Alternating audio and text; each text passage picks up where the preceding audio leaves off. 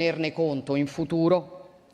Dovremo tenere conto di chi ha fatto tutto ciò che poteva per impedire questa barbarie e chi invece non l'ha fatto.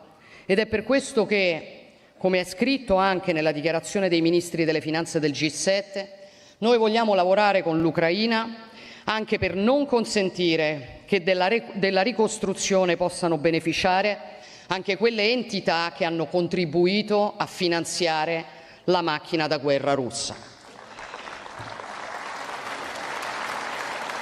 Abbiamo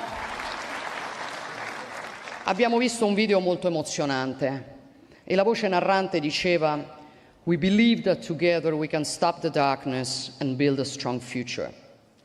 È esattamente quello che intendiamo fare. Fermare l'oscurità, costruire un futuro forte, un futuro all'altezza di una nazione fiera, orgogliosa come è l'Ucraina, una nazione che nonostante le bombe, nonostante gli attacchi contro le infrastrutture strategiche, nonostante gli sfollati, le vittime, i bambini strappati dalle loro famiglie, continua ad avere un'economia viva, un'economia resiliente. La guerra intacca spesso la fiducia che si ha nel domani, l'abbiamo visto tante volte nella storia. In questo caso non è stato così. In questo caso il popolo ucraino ha guardato dritto negli occhi il proprio nemico e ha scelto di combattere. E non ha scelto di combattere perché ama il conflitto, ha scelto di combattere perché ama quello che sta difendendo, perché sa vedere oltre quel conflitto. È questo che ha permesso all'Ucraina di continuare a vivere, a produrre, a innovare, a cercare una luce anche nell'oscurità più profonda. E il nostro compito è aiutare l'Ucraina, e lo faremo, a scrivere questo nuovo capitolo della sua storia, per amore di giustizia e come monito per il futuro. E l'Italia intende per questo e su questo giocare un ruolo da protagonista e può farlo, non solo per la costanza, la chiarezza con le quali fin dall'inizio si è schierata dalla parte giusta della storia, senza mai tentennare, ma anche perché il suo solido, straordinario tessuto produttivo ha tutte le carte in regola per generare un moltiplicatore di investimenti, un moltiplicatore di opportunità. Perché la sfida che abbiamo di fronte richiede certamente il massimo sforzo da parte delle nazioni, dei governi, delle istituzioni multilaterali e finanziarie, ma è una partita che noi possiamo vincere solo se riusciremo a contare su una robusta mobilitazione dei capitali privati, sullo spirito imprenditoriale delle aziende, sulla loro capacità di attrarre investimenti. L'entusiasmo, il dinamismo che le nostre imprese hanno dimostrato, stanno dimostrando, il genio e la creatività che tutto il mondo riconosce loro, dicono che il sistema Italia può fare la differenza. È un impegno che trova oggi concretezza negli accordi che alcune tra le nostre principali aziende, Leonardo, Enel, Terna, Snam, Ferrovie, ma davvero ne sto citando solamente alcune, sottoscriveranno con le omologhe aziende ucraine. Parliamo ovviamente di iniziative concrete, focalizzate su progetti strategici, capaci di disegnare un cambiamento reale, restituendo il segno di un impegno corale del nostro sistema produttivo. Un impegno che si muove ovviamente parallelamente a quello che è stato messo in campo dal governo, dalle istituzioni, nelle loro diverse articolazioni. E questa conferenza ci offre ovviamente l'opportunità di sottoscrivere numerose intese. Uno degli ambiti principali sui quali noi abbiamo voluto concentrare la nostra attenzione riguarda la creazione di nuovi strumenti, di nuovi meccanismi finanziari che possano accompagnare il lavoro delle aziende, fare da moltiplicatore. Sono per questo felice di annunciare il contributo determinante dell'Italia alla nascita di un nuovo fondo equity a livello europeo.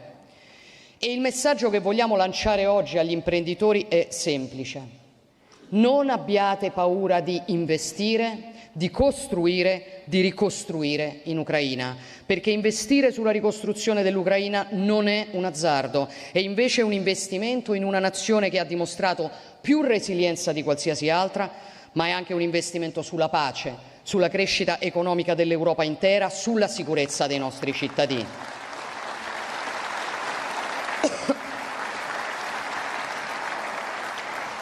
E sappiate che saremo al vostro fianco insieme alle istituzioni finanziarie, alle realtà come SACE, Simest, Cassa Depositi e Prestiti, che sostengono l'internazionalizzazione delle imprese, per mettervi nelle condizioni migliori per poter operare, non solo sul fronte delle assicurazioni che sono necessarie per chi investe contro i rischi derivanti dal conflitto, ma anche per esplorare nuove opportunità in ambiti strategici, dall'agroindustria fino alla meccanica avanzata, all'industria chimica, ai trasporti. Investire in Ucraina è un investimento su noi stessi, perché piaccia o no quello che accade in Ucraina riguarda ciascuno di noi. Penso che per questo dobbiamo essere orgogliosi del risultato che oggi raggiungiamo tutti insieme, nazioni, organizzazioni internazionali, istituzioni finanziarie, autorità locali, settore imprenditoriale, società civile. Insieme abbiamo assunto impegni con la conferenza di oggi per oltre 10 miliardi di euro. Ma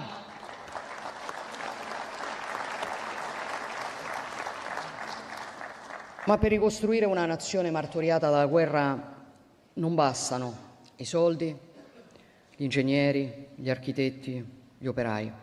C'è bisogno di qualche cosa di più, e quel qualche cosa di più è il sentimento che il popolo ucraino più di tutti ha dimostrato di conoscere, che è l'amore di patria, l'amore per la libertà, la volontà di garantire ai propri figli un futuro di prosperità, di benessere. Senza l'amore di patria tutto quello che noi facciamo perde di senso.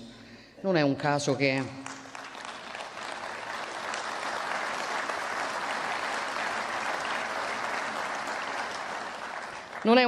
l'Italia abbia scelto di occuparsi di alcuni dei simboli e dei luoghi che compongono il mosaico identitario della nazione ucraina. Quel luogo è Odessa e quei simboli sono la Cattedrale della Trasfigurazione, la Filarmonica, il Museo delle Belle Arti, gemme di un patrimonio culturale splendido che ci appartiene come europei e che come europei vogliamo proteggere perché possa essere consegnato a chi verrà dopo di noi.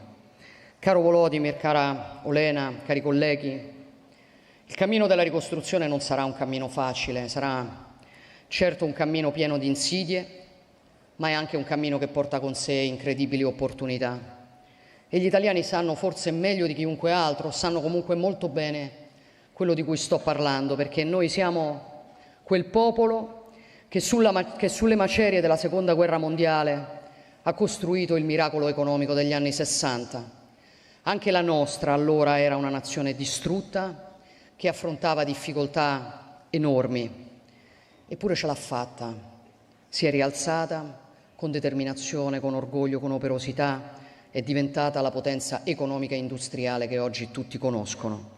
E mi piace pensare che questa conferenza possa essere il punto di partenza per il miracolo economico dell'Ucraina, e costruiremo quel miracolo insieme, per voi, per noi, perché ogni scuola, ogni ospedale, ogni campanile che ricostruiremo sarà un pezzo di noi stessi che avremo ricostruito, un pezzo d'Europa che riconsegneremo alla storia e ai nostri figli. Vi ringrazio e buona conferenza.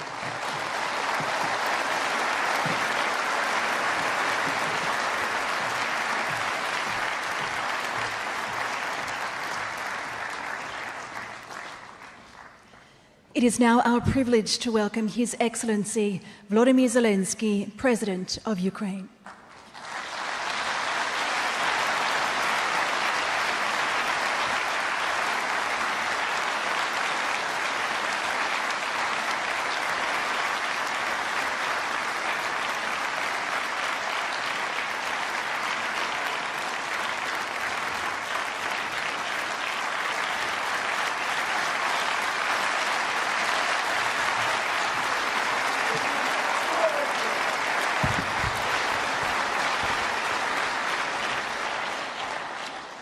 Thank you so much.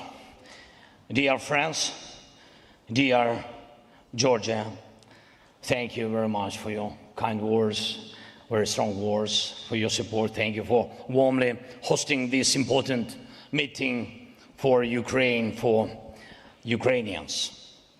Dear Ursula, Antonio, Friedrich, Peter, Donald, Eddie, Pedro, Dick, Rosen, Petri, Christian, Kyriakos, Miloiko, all the leaders and all the participants of the conference and all who stand with Ukraine today. Thank you so much.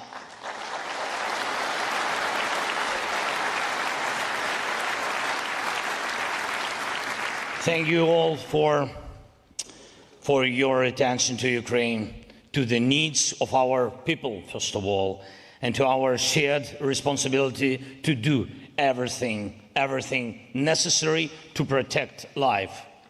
Russia has also prepared for this meeting. Just last night they launched another massive attack on Ukraine, mainly targeting our capital, Kyiv. The attack involved Russian, Iranian Shahid drones.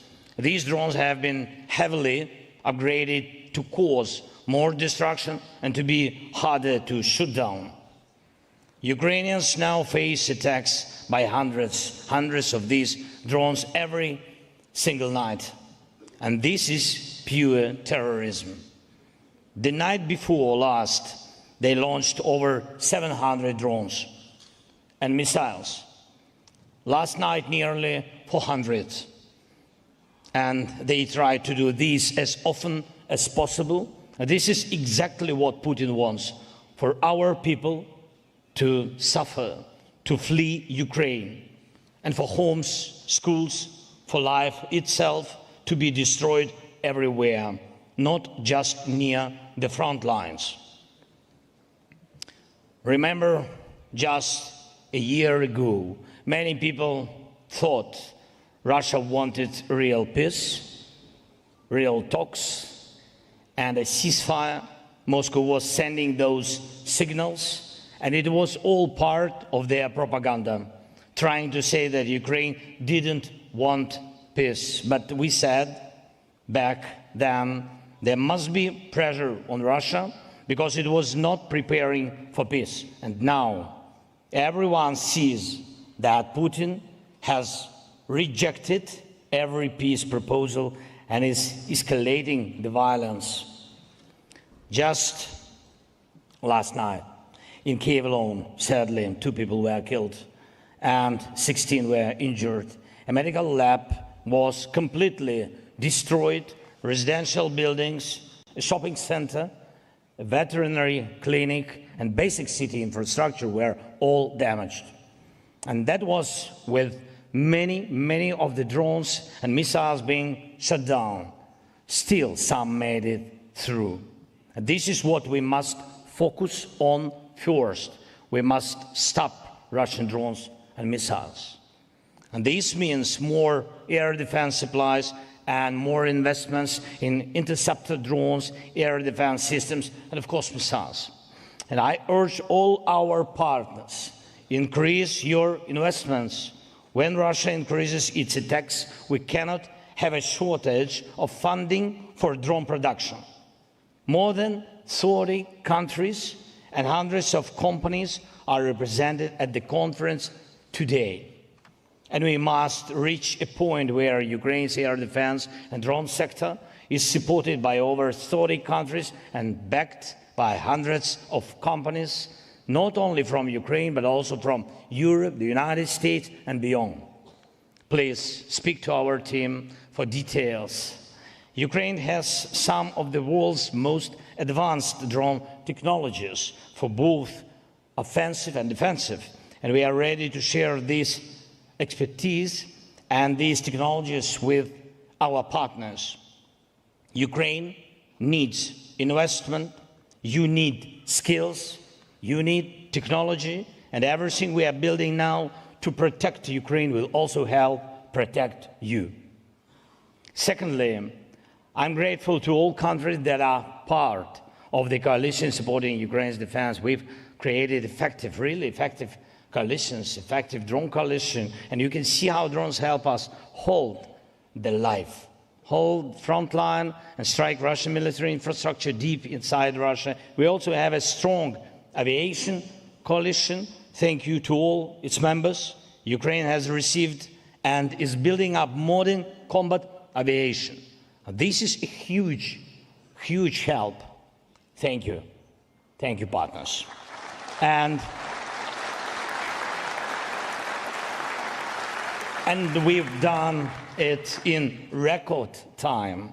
No other country has switched from Soviet aircraft to F-16s and Mirages this quickly. Thank you to everyone who helped. And I also want to highlight the coalition to return our Ukrainian children. Children abducted by Russia. And this is a global effort involving countries from Italy to Canada. And thank you to each one. Just yesterday, I spoke with Pope Leo about how the Vatican can support this work, and it already is. Today, I'll discuss this with Georgia and other leaders as well. And we must explore every possible way to bring our children back home to their families, to Ukraine, so they don't forget who they are.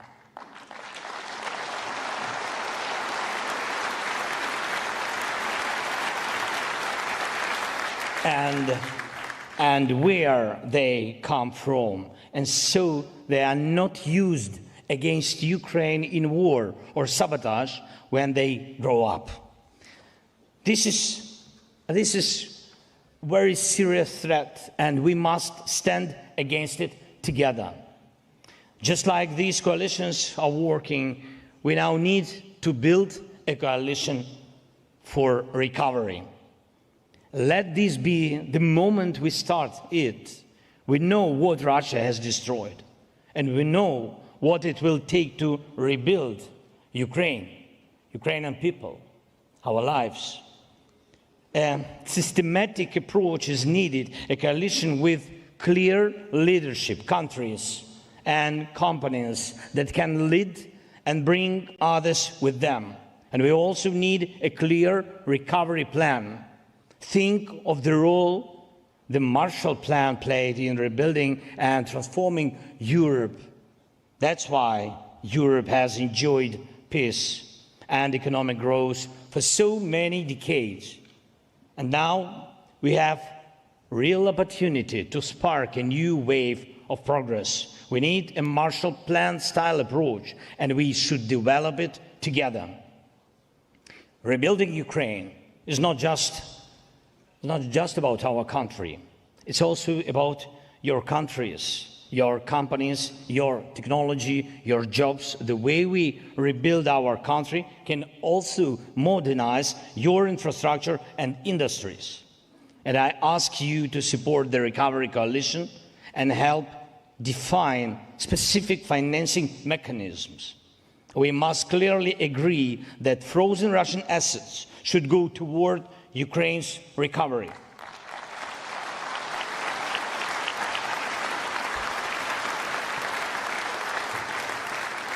Not only the income from these assets, but the assets themselves must be used and much more actively than they are now to help save lives.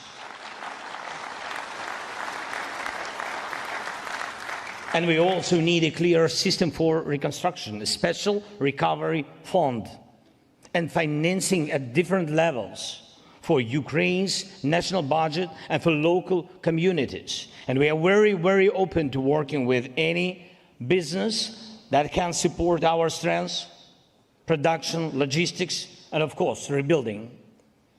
And let me emphasize one more thing. In this joint recovery project, we will only welcome true partners, those who are not helping Russia continuing this war.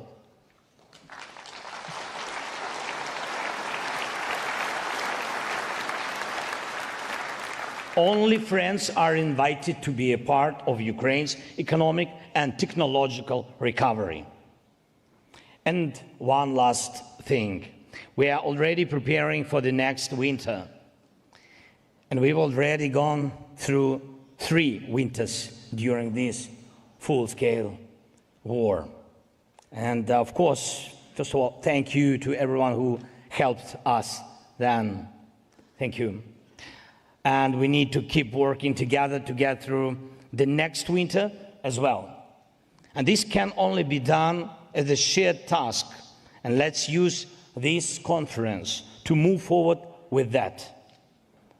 I thank Norway for already, by the way, supporting us. Thank you to the Netherlands for your help. Thanks Germany. Thanks Ursula, Antonio. Thanks so much for the EU's continued support in helping Ukraine face energy challenges, real challenges. And we must keep making sure our people are protected.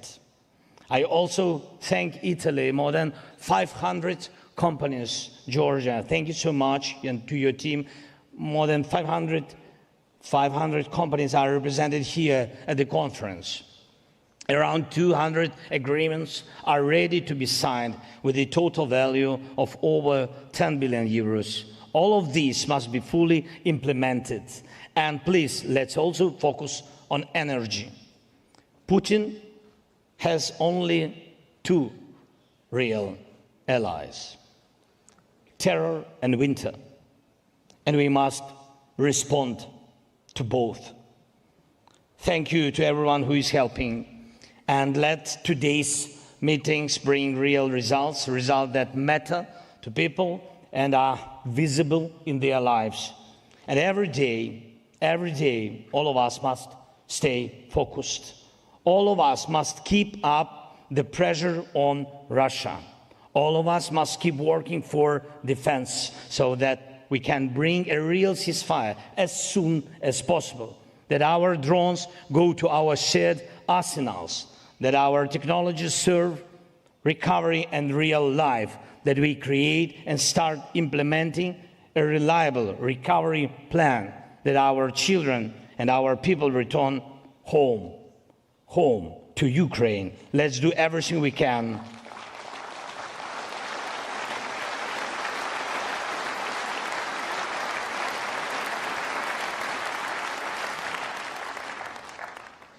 Let's do everything we can for real peace as soon as possible.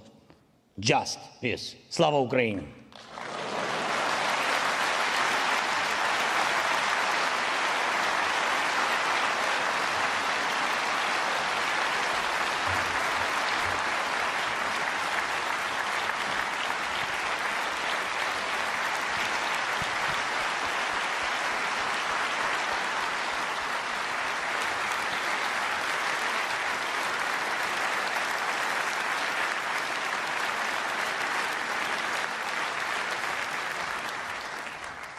We now welcome Her Excellency Ursula von der Leyen, President of the European Commission.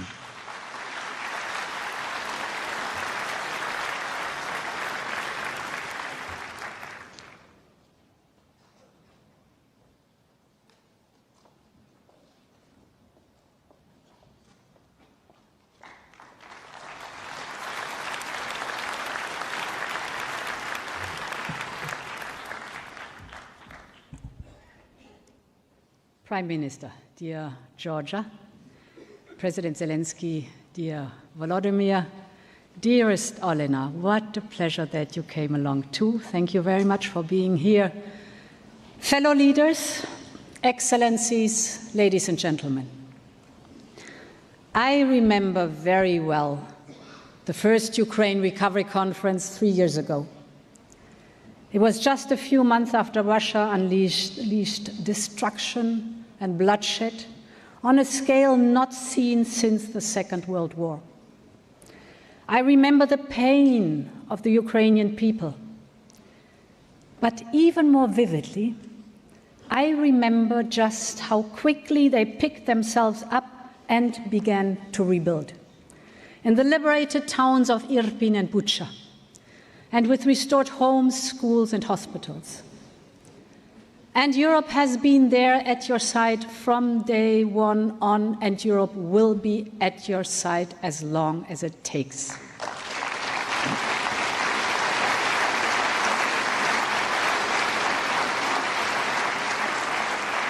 Today, we gather here in this eternal city to show our enduring commitment to Ukraine, Our resolve is unflinching, our support unwavering, because we will always be at Ukraine's side, and you can count on us. Now more than ever, you can count on Europe.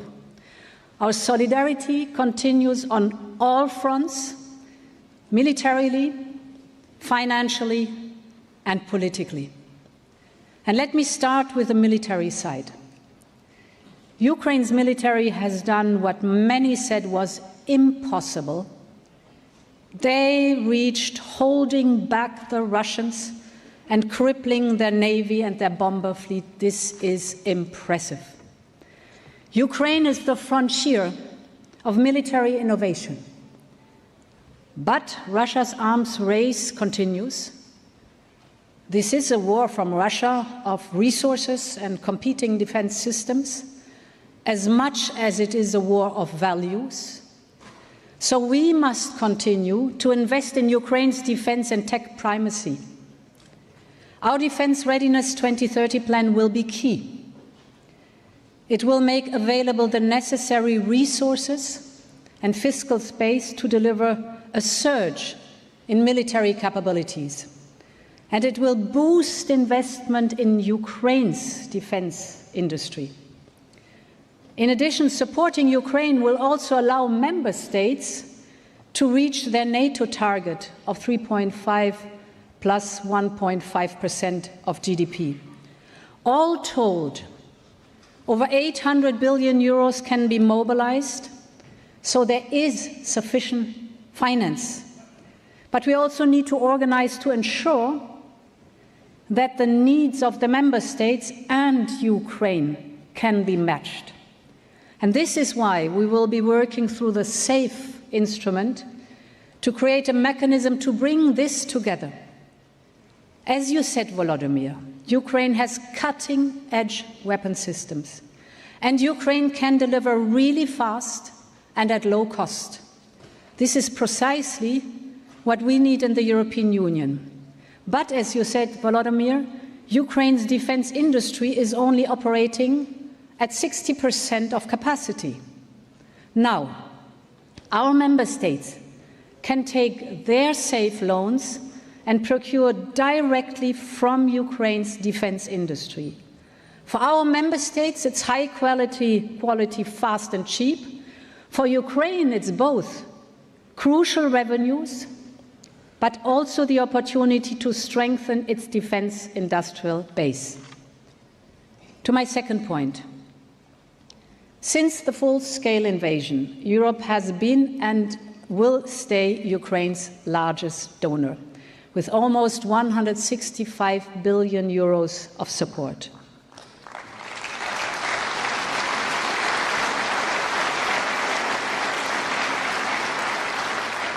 And this year alone, we will cover 84% of external financing needed. As part of this support, I can announce €1 billion payment in macro-financial support, dear Volodymyr.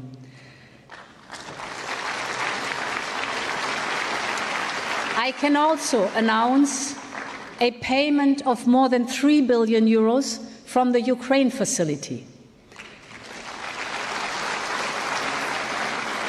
And this guarantees and grants that we are signing here today, you said it, Georgia, and you said it, Volodymyr, it's outstanding. They are set to unlock €10 billion in investment for growth, recovery, and reconstruction of Ukraine.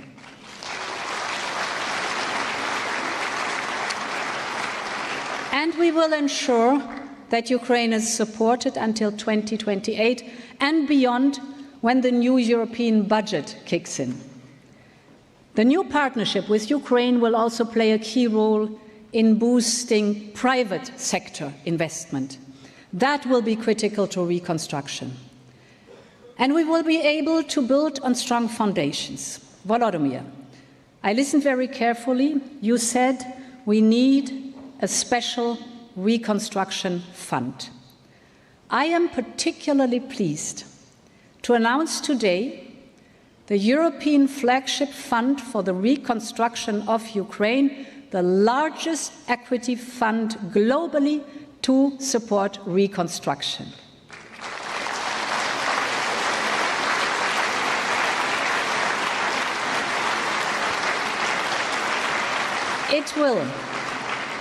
It will, together with the private sector, kickstart investment in energy, transport, critical raw materials, dual-use industries. We are literally taking a stake in Ukraine's future by leveraging public money to bring large-scale private sector's investments and help the rebuild of the country. And I'm particularly pleased, and I think from the bottom of my heart, that we are building this together with Italy, Germany, France, Poland, and the European Investment Bank. Thank you so much for your commitment.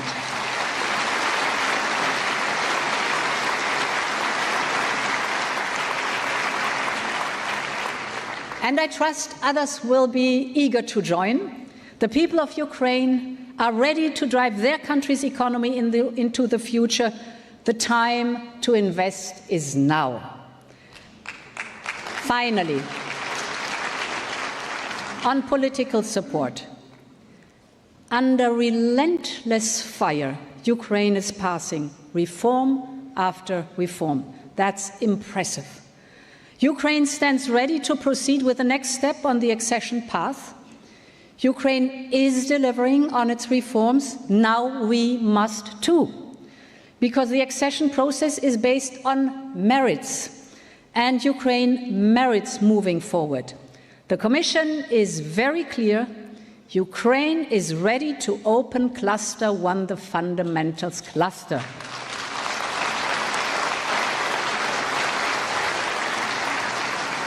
Now we have to act to move forward for millions of Ukrainians, soldiers, teachers, doctors, farmers, you name it, for Ukrainians from all walks of life. And for them, the future has two flags: the flags of Ukraine and the flags of Europe.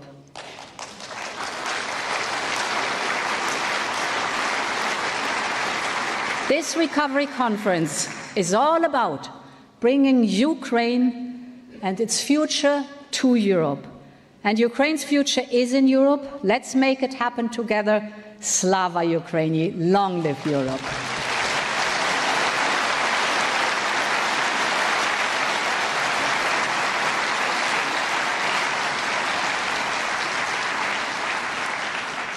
Please welcome now His Excellency Friedrich Merz, Federal Chancellor of Germany.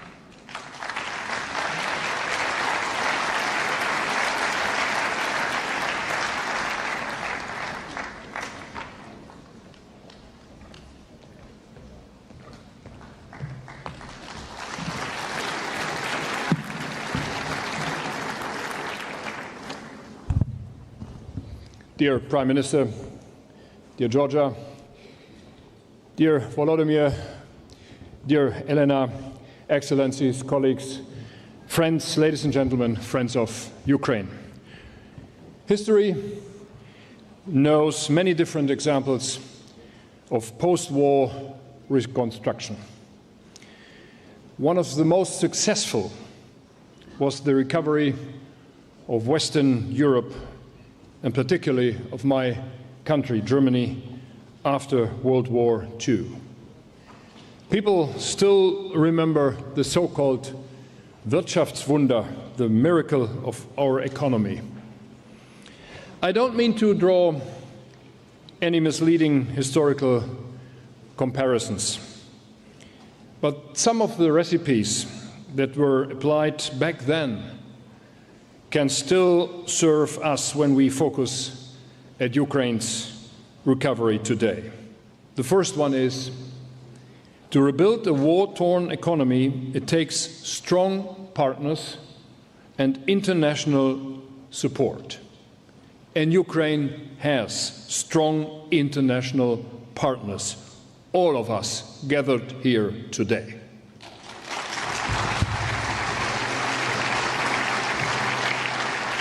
Today, Ukraine has dozens of partners around the entire world.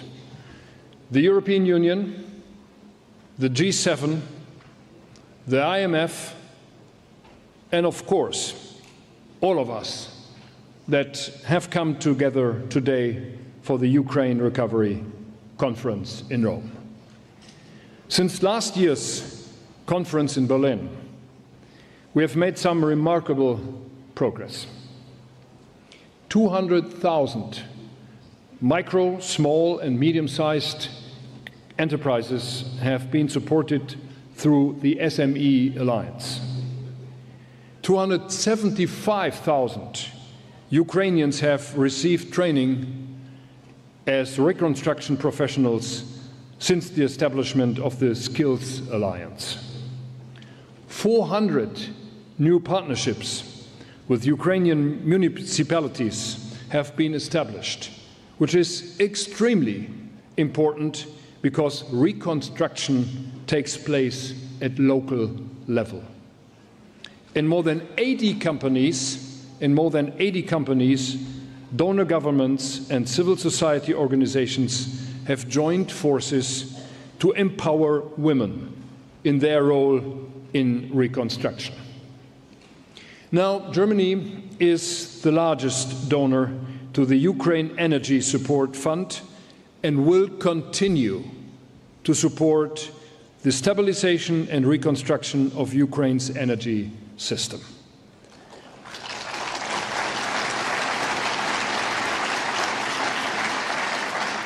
Together with international partners, we are developing the Ukrainian Business Development Fund, modeled on Germany's so-called KfW, Kreditanstalt für Wiederaufbau, which financed Germany's reconstruction after World War II. Volodymyr, you mentioned the Marshall Fund already.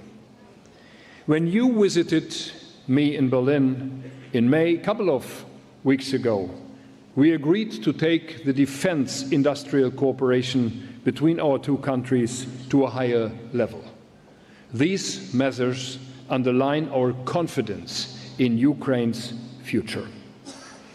And here is a second lever able to turn Ukraine's reconstruction into the economic miracle we all hope to see. That lever is Ukraine's successful European integration.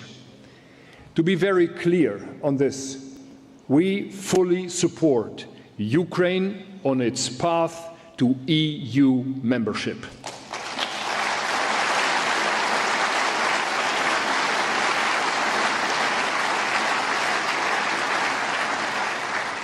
This includes, and you know that, Volodymyr, reforms like strengthening the rule of law or fighting corruption. And we are encouraging our Ukrainian friends to keep advancing along this path, which is the path leading to freedom and prosperity within the European Union. Let me, ladies and gentlemen, dear friends, mention a third quintessential lever for economic recovery. Economic growth requires freedom for the private sector to flourish. This is particularly important in the case of Ukraine because the enormous cost of reconstruction cannot be financed through public funds alone. This is why you, Volodymyr, and I, when we met in Berlin a few weeks ago, met German companies which are active in Ukraine. What I can report back from that meeting is the enormous interest of private businesses in participating in Ukraine's reconstruction. With the Business Advisory Council initiated last year in Berlin, we have an excellent tool to engaging the private sector in the reconstruction efforts. And I'd like to thank Christian Bruch, CEO of Siemens Energy, for his commitment to the Council's establishment, and I look forward to its work under the new leadership of Barbara Cimino doing this work in this Council. Many thanks for your commitment. Now today I'm pleased that, and that was already mentioned by you, Ursula, we can announce the launch of the European Flagship Fund for the reconstruction of Ukraine, together with the European Union, together with the EU Commission, the European Investment Bank, with Italy, Poland and France. And I myself and the German government, we fully support its goal to mobilize large volumes of private investment for the reconstruction of Ukraine. Ladies and gentlemen, of course, the ultimate prerequisite for Ukraine's lasting recovery is simply peace. Ukraine is committed to achieving a just peace. But while Ukraine has agreed to an immediate ceasefire without any preconditions, Russia keeps sending daily proof that it wants to continue or even intensify its brutal war of aggression. Thousands of drones and missiles destroying civilian infrastructure, killing and terrorizing Ukrainian men, women and children. This has to end. It therefore remains our political duty to increase pressure on Russia in order to change President Putin's calculus and bring him to the negotiating table. And may I be frank from this place as well. We are preparing package number 18 within the European Union of sanctions against Russia. There is only one member state missing to agree on that. I urgently ask Slovakia and its Prime Minister to give up the resistance and to make the way free for package number 18 within the European Union.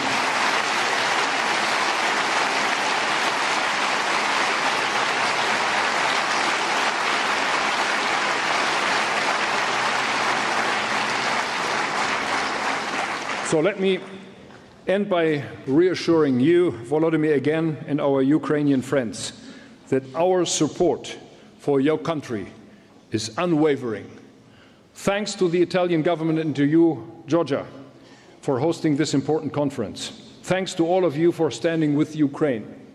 In finalizing, I have two messages. The one goes to Moscow and to President Putin. The message is quite simple. We will not give up.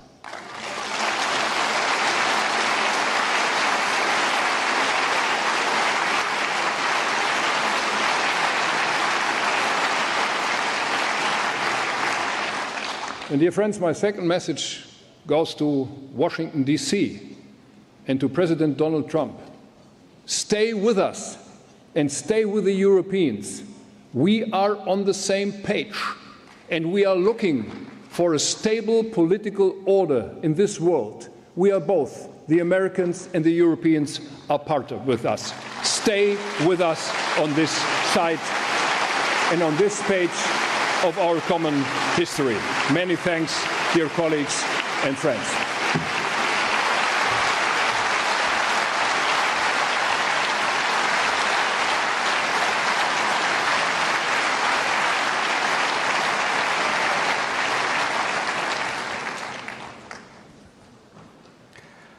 We are pleased to invite His Excellency Donald Tusk, Prime Minister of Poland.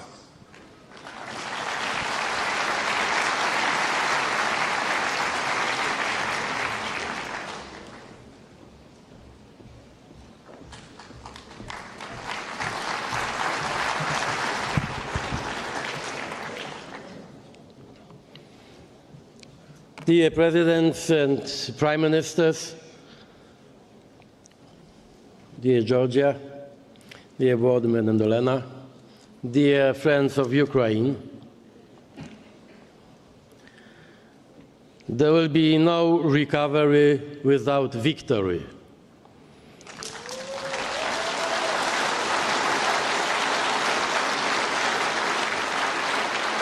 We are meeting here today to discuss how to help Ukraine not only to survive, but to win and to rise again.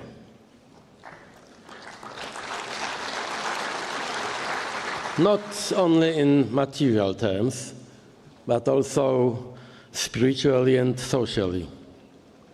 Ukraine's victory is a matter of security for the whole of Europe. And victory means territorial integrity, sovereignty, and, to put it simply, a just and lasting peace. Victory of Ukraine is not against other countries. It's a victory of our values and our common security. Recovery is more than just about rebuilding walls. It means returning to normal life. Recovery is a set of parallel processes: physical reconstruction, European integration, and modernization, all of them taking place together and at the same time. I deeply believe that we all now understand that this is not a war just about Ukraine. This is a war about Europe and for Europe, or perhaps even about the world and for the world as we know it. Because fault lines are appearing across the whole globe. This is a war between civilization and barbarism. My country, Poland, has already done a lot for Ukraine. The Polish society was mobilized from the very first moments of Russia's full-scale invasion in 2022. This is not the time to list everything we did, but I think it's enough to mention one figure: 25 billion euros. This is what Poland has already spent in response to Russia's aggression in humanitarian aid, refugee support, and military assistance. Poland will play a special role in the recovery process. My government has developed a coherent model of support. First, investment in our infrastructure, roads, railways, and logistics, which mainly serves to help Ukraine. Second, connectivity. The Polish corridors through which 90% of military and humanitarian aid is currently flowing to Ukraine. The same routes will carry goods for the reconstruction tomorrow. Third, trade. Today, 30% of EU exports to Ukraine is coming from Poland. 30%. And trade leads to investment. Polish and Ukrainian businesses are already benefiting from the special insurance and financing instruments that have drawn a huge interest from our partners. Transport, trade, investment. This is the triangle we are building on. Because rebuilding Ukraine also means connecting it to Europe. This is the deeper meaning of connectivity.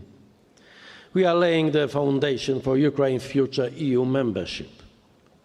From the perspective of Poland and many Central European states, a free and sovereign Ukraine means a more secure European Union. But Ukraine is not only a country in need. It is also a country that inspires, that teaches us courage, yes, resilience, certainly, but also innovation, the kind of technology that is already changing the battlefield: drones, autonomous systems, cyber defense. Ukraine is testing all of them already today.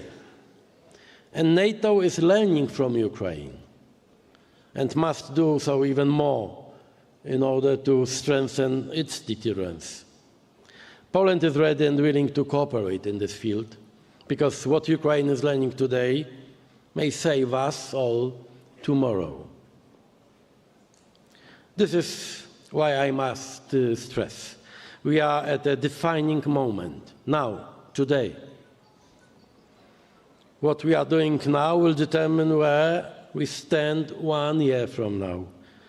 Will the guns pointed at Ukraine fall silent by the time we meet again during the next recovery conference? And so, from Rome, one of the cradles of our civilization, I appeal to the entire democratic world. Our consciences cannot rest while Putin attacks civilians night after night. Ending this war must be our common cause. Now is the time to begin a new chapter, the chapter of Ukraine's recovery in peace. Thank you.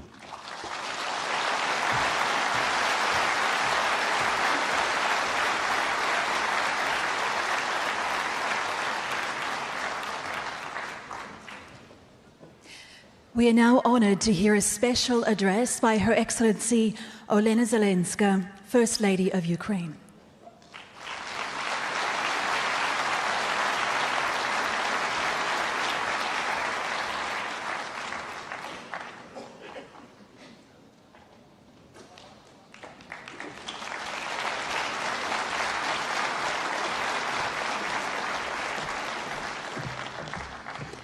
Thank you so much. It's a great honor to participate here today.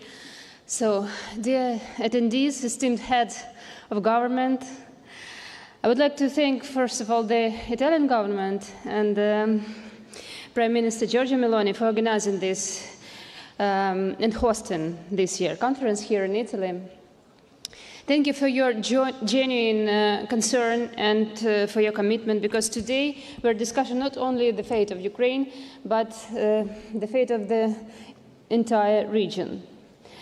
I want to tell something about the destruction, because destruction is not only a physical concept, it is also a social one, manifesting as a hardship, security threats and mental distress. It can spread far beyond the battlefield and affect everyone. And it already has. For all these recent months, precisely as long as Russia has been stalling negotiations, the aggressor has been shelling Ukraine with particular cruelty night after night. And last night, unfortunately, was no exception. In June alone, can you imagine, in June alone, Russia launched more than 330 missiles, alongside nearly 80 ballistic ones, over 5,000 combat drones, and 5,000 aerial bombs at Ukrainian cities. The scale of destruction is difficult to describe. Yet those among our international partners who recently visited Kyiv and saw apartment buildings shattered by ballistic strikes say that they have never seen anything like this.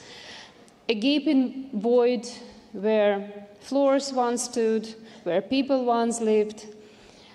In 2 residential buildings in the capital destroyed this June, more than 30 lives were lost.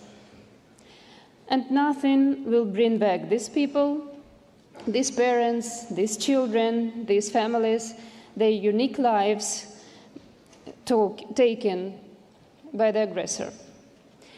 Today I want to emphasize this above all else. What matters most in rebuilding any country is its people. Buildings without people, enterprises without people, a country without people, that is not a country, it's a memorial. In Ukraine, we have learned this through pain, and we would not wish such suffering on anyone. And so, amid fierce defense, we have made saving lives our top priority, in every sense, physical, social, and mental.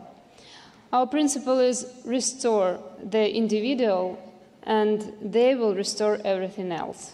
Only in that order. Thank you.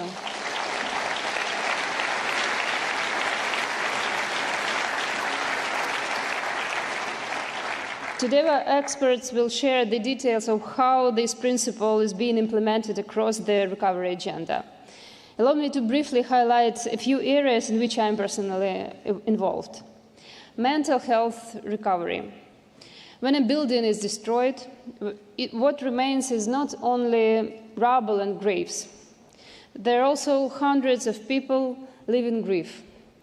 Relatives, friends, and many, many more living in anxiety and fear, knowing they could be next. According to the latest sociological studies, more than 80% of Ukrainians are living in a chronic state of stress and emotional strain. We have many internet memes about this, sad ones, of course. The kind where after yet another shelling, people write in work chats, "Survived, so I'm going to go to work today." Our economy continues to function thanks to millions of people who go to work after spending their nights in basements.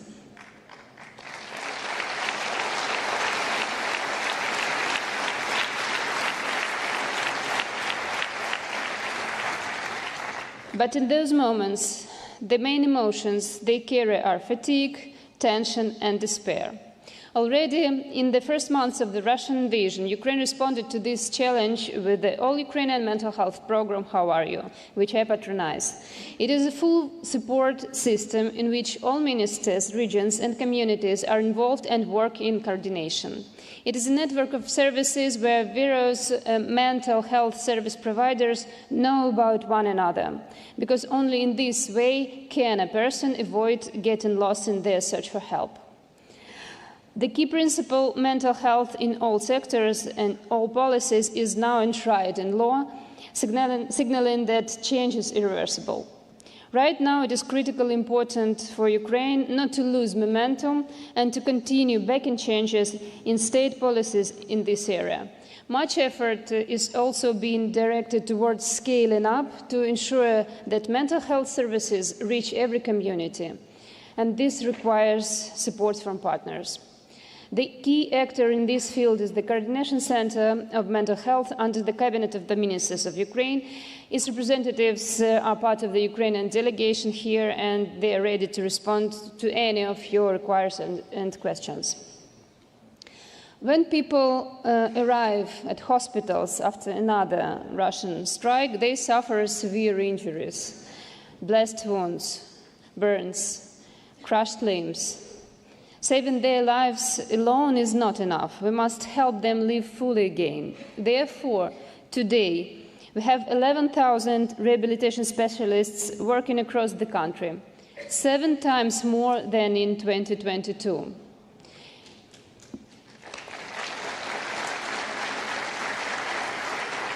In just the last year and a half, they have helped 600,000 Ukrainians. This is also the result of state policy. Our specialists have the opportunity to learn from colleagues in the world's best clinics, for which we are deeply grateful to those clinics and to your countries.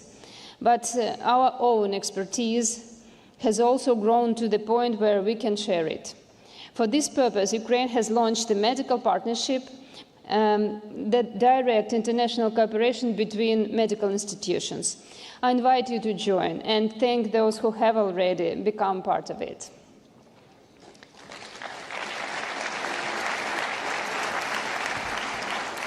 Education. You may have seen the headlines. Ukraine now has fully functioning underground schools. It's true. We have already built 15 underground schools out of 200 planned. Russia deliberately targets our educational institutions, having already destroyed 394 facilities and damaged over 3,500. I want to especially thank every international partner who helps us provide education to children and welcome the International Alliance supporting the transformation of early childhood education in Ukraine, First Steps Forward, which will be established on the sidelines of the URC today. In the early months of our defense, when Ukraine made the important decision to preserve education for our children, we also made another crucial choice: to continue the school nutrition reform. We are probably the only country implementing such a reform during wartime.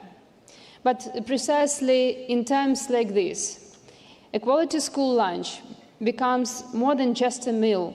It is also an expression of care, a form of social protection, and a support for the entire family.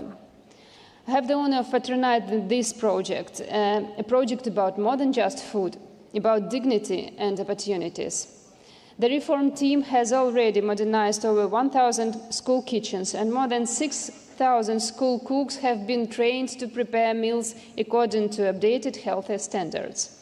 Every day, more than 1.5 million Ukrainian children receive free hot meals at school. Our healthy eating campaign has reached over 7 million Ukrainians because we believe that by cultivating healthy habits from childhood, we shape a healthy nation. Our goal is that by 2027, every child has daily access to high-quality, healthy food. To achieve this, Ukraine still needs 6,000 modernized kitchen facilities and 12,000 trained cooks. I invite you, all those who feel connected to this, to join us, and I also invite everyone to literally taste the reform. For the second year in a row, we present in a school meal show kitchen here at the URC. You're welcome.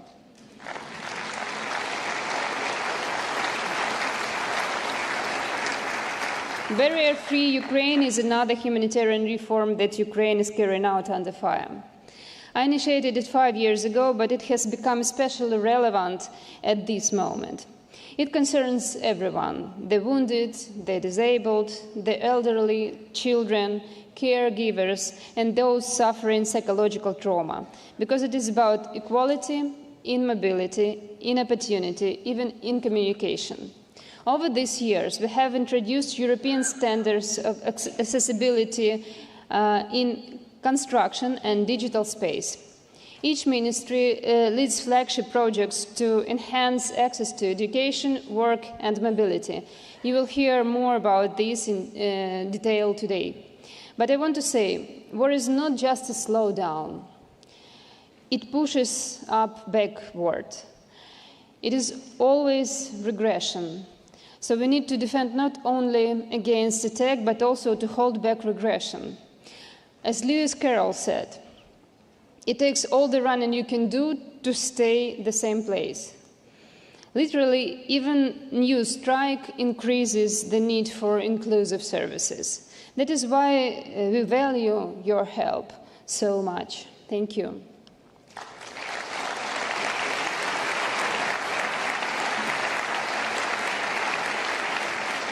Our special expectations today is the signing of Ukraine's associated memberships in the ESF+.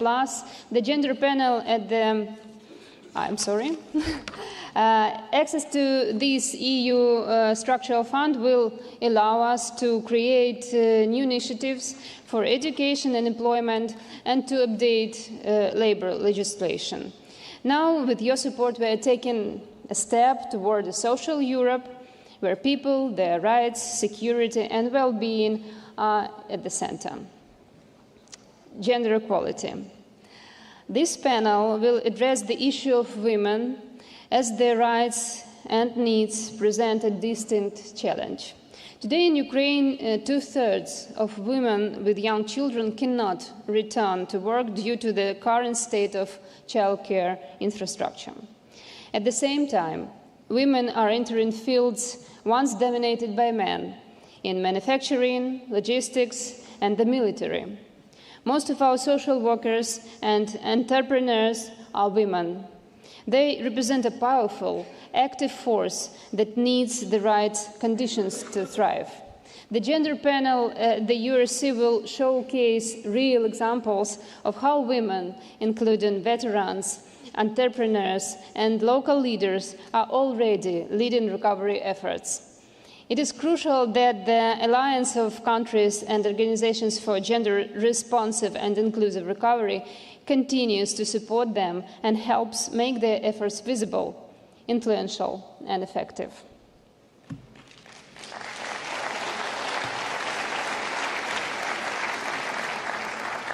Equal opportunities, education, mental health, rehabilitation, and fulfilling childhood, all these topics I have just mentioned are also at the heart of the Olena Zelenska Foundation's work.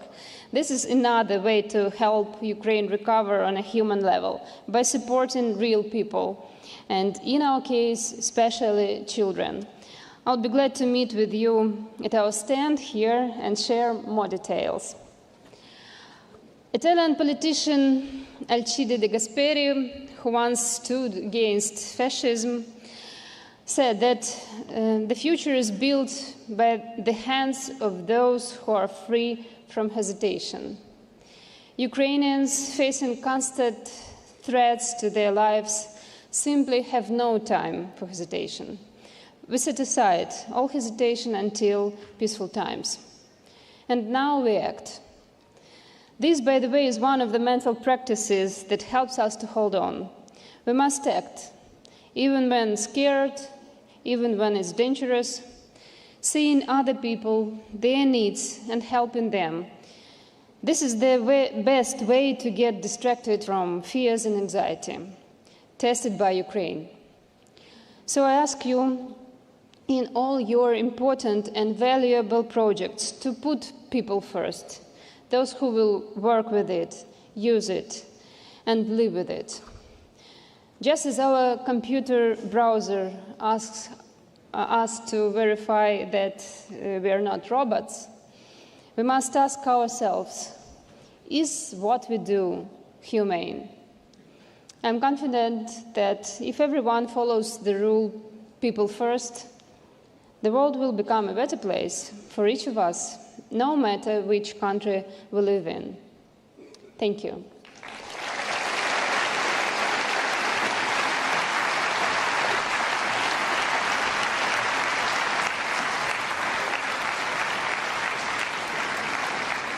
We thank Madam Zalinska.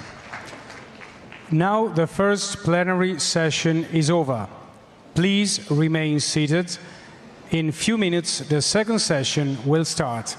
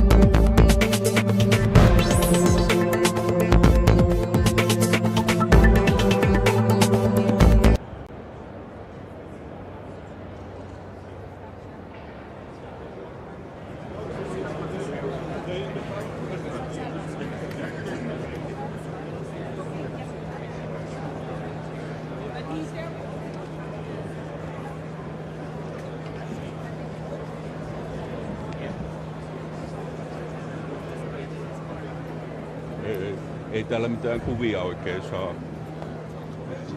Huomaan, että meidän päämiehemme on siellä aivan keskellä.